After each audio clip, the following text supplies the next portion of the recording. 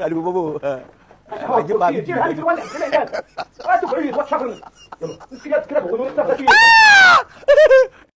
Ce vaurien là, il veut pleurer pourquoi encore? Il y a eu quoi? Son équipe a perdu. Moi, mais il a pensé que lui-même il joue plus ballon. Dans ma tête, mais il vaurien tellement de moi, il a pensé que tellement il va reconnaître qu'il est nul. Il a pas qu'il va laisser ballon. Il veut pleurer. Il lui en fait quoi? On dit depuis il est parti à Al Nassr, son équipe perd seulement. Depuis Al Nassr n'ont pas pris un trophée à cause de lui. On dit avant Al Nassr c'était une très belle équipe. Mais depuis lui il est arrivé là, ça va pas.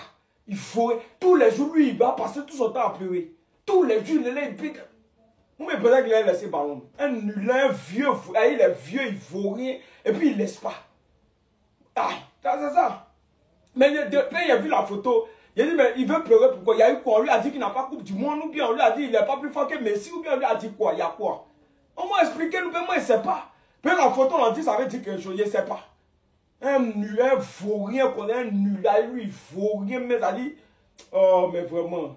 On dit à cause de lui, Al Nassr a les problèmes. Ça dit à cause de lui, Al Nassr ne peut pas prendre trophée. Ça dit ça va. Je dis même pour moi. La seule raison pour laquelle le Real a recruté Arda Güler, c'est juste parce qu'il ne voulait pas que le Barça le recrute. C'est tout. C'est tout. Sinon, un joueur aussi pétri de talent ne peut pas rester sur le banc comme ça. C'est impossible. Regardez un peu cette stat. Face à Gérone, 0 minutes. Face à City, 0 minutes. Face à Osasuna, 0 minutes. Face à Manchester City, 0 minutes. Face à l'Atlético, 0 minutes. Personne ne va me convaincre que le Arda Güler que j'ai vu à l'Euro 2024 avec la Turquie, en train de porter la Turquie sur son dos, alors qu'il avait que, je sais pas, 19 ans, ne peut pas être titulaire dans presque toutes les équipes en fait. Je suis désolée. Le petit, il est trop pétri de talent. Il est pétri de talent. La dernière fois, il a joué en Copa del Rey, mais on sentait que c'était pas trop ça. Quand le gars joue 30 minutes en 2 mois, comment vous voulez qu'il ait du rythme? C'est évident qu'il n'y a pas de rythme en fait. C'est dommage et peut-être les gens vont penser que non, je suis aigri. Mais s'il avait choisi le Barça, c'était une toute autre histoire. C'était une toute autre histoire. Pourquoi? Parce que le Barça privilégie les jeunes. Le Barça a cette mentalité de donner sa chance aux jeunes. On a vu des Koubarsi, on a vu des Lamine, même des jeunes qui n'étaient pas trop au top, des Sergi Dominguez.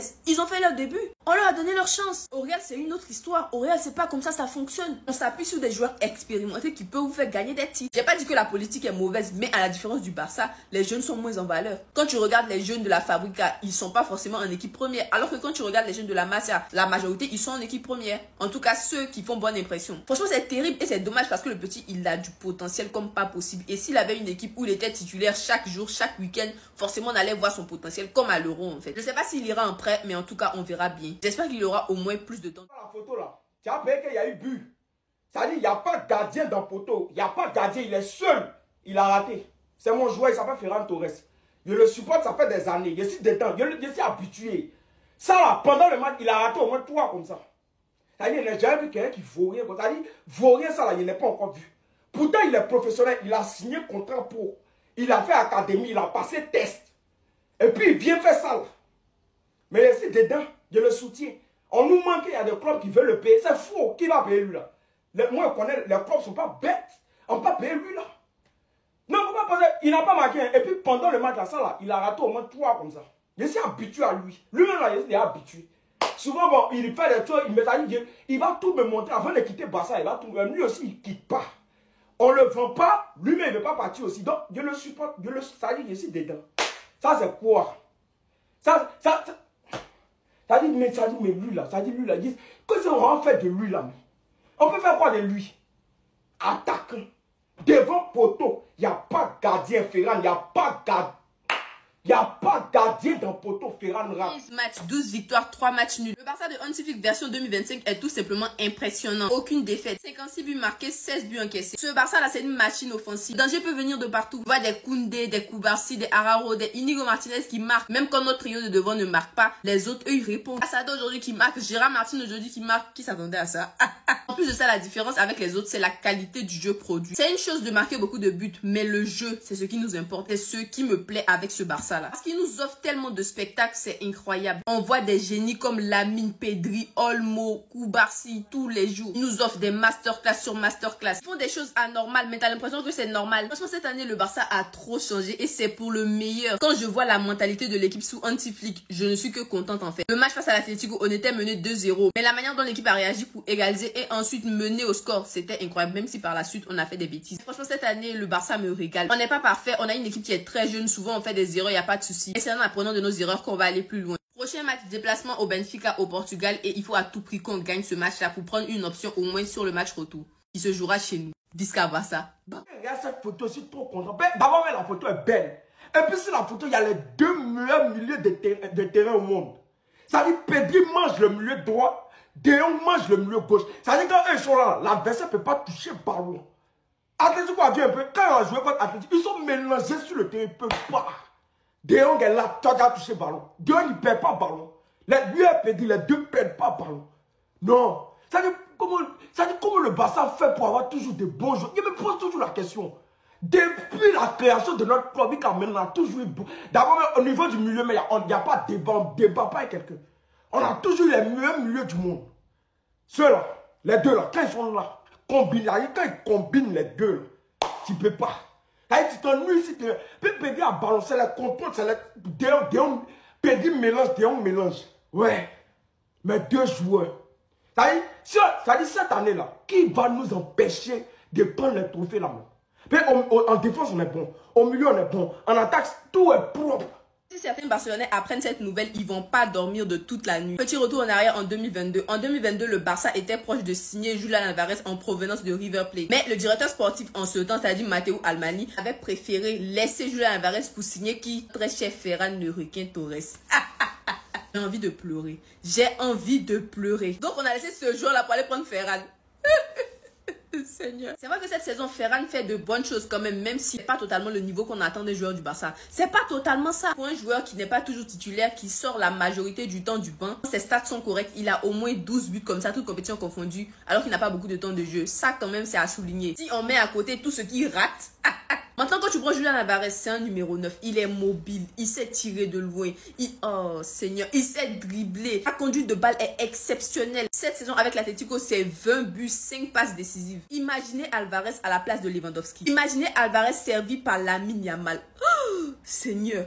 Álvarez servi par Pedri. Álvarez servi par Rafinha. Mais ce serait le bonheur. Le bonheur ultime. Lewandowski, actuellement, il marque beaucoup de buts. Mais on sait que dans le jeu, ça pêche. Il a marqué 33 buts cette saison. Mais ce qu'il a raté, c'est plus. Ce qu'il a raté, c'est plus. Il n'est plus trop dans l'affaire de l'âge. Il fait ce qu'il peut. Mais franchement, on a besoin d'un numéro 9 qui est jeune et qui a de la mobilité. Et Julián Álvarez, franchement, ça me fait trop mal qu'il soit à l'Atlético. Ça me fait trop mal. Je crois pas. C'est méchant.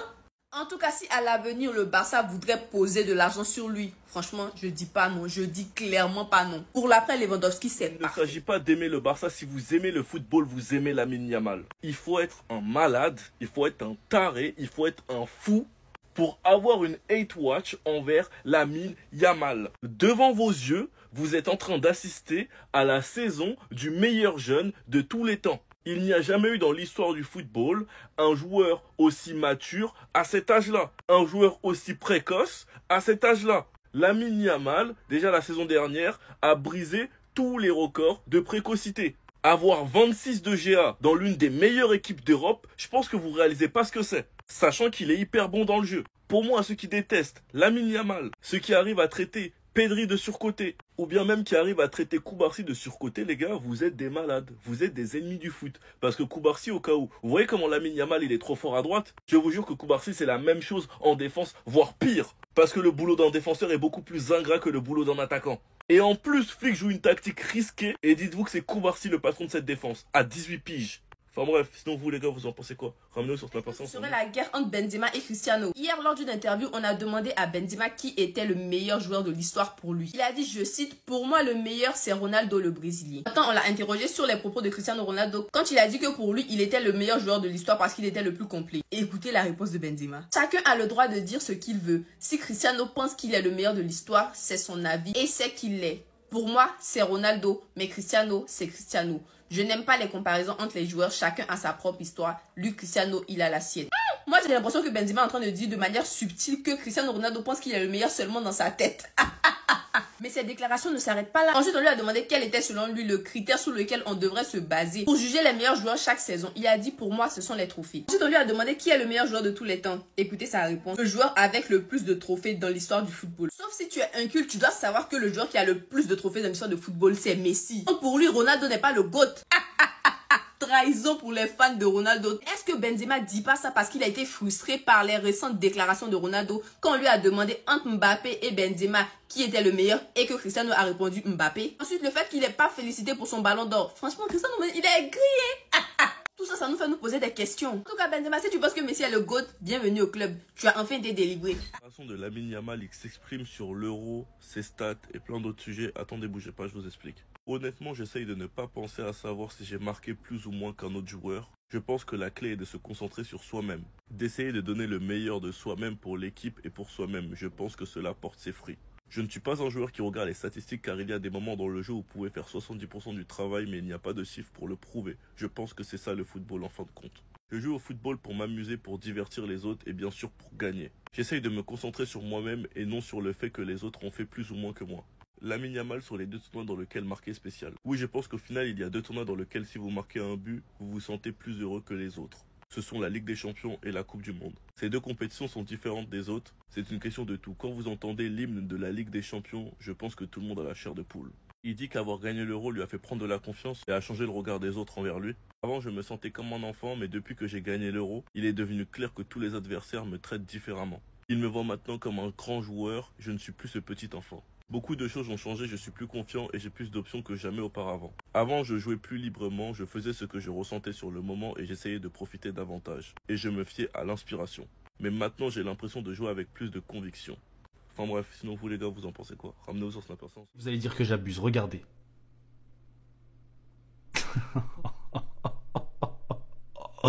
Oh là là là là. Mais qui est cet homme? La prise d'info ne se fait même plus avec le sens de la vue.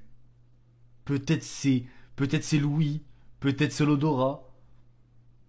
Je sais pas. Il a réussi à rendre un ballon qui a été envoyé sans le regarder, sans même poser une seule milliseconde de ses yeux sur le ballon. Je sais, vous allez dire que j'abuse, que j'en fais trop, mais si c'était pas Messi, on aurait... Laissez-moi tranquille. Il a réussi à rendre un ballon. Il a réussi à rendre une situation qu'on a tous connue. Tu vois, t'es là, tu jongles avec ton pote, etc. Hop, tu reçois un ballon sur les pieds. Bon, c'est pas très grave, tu calcules pas. On passe à autre chose. Tu rends la balle et on passe à autre chose. Lui, même ça, il le rend doux. Même ça, il le rend... Waouh, on en fait une vidéo, vraiment. Qu'est-ce qu'il est fort au foot, ce joueur.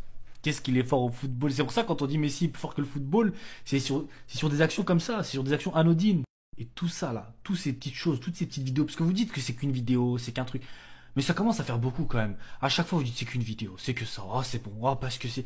Mais quand on cumule tout, quand on fait un cumulonimbus de tout ce qui arrive, là on se rend compte que c'est pas qu'une vidéo, qu'il y a beaucoup, que c'est que chaque geste, chaque sortie, c'est trop. Merci, redescends là. Merci.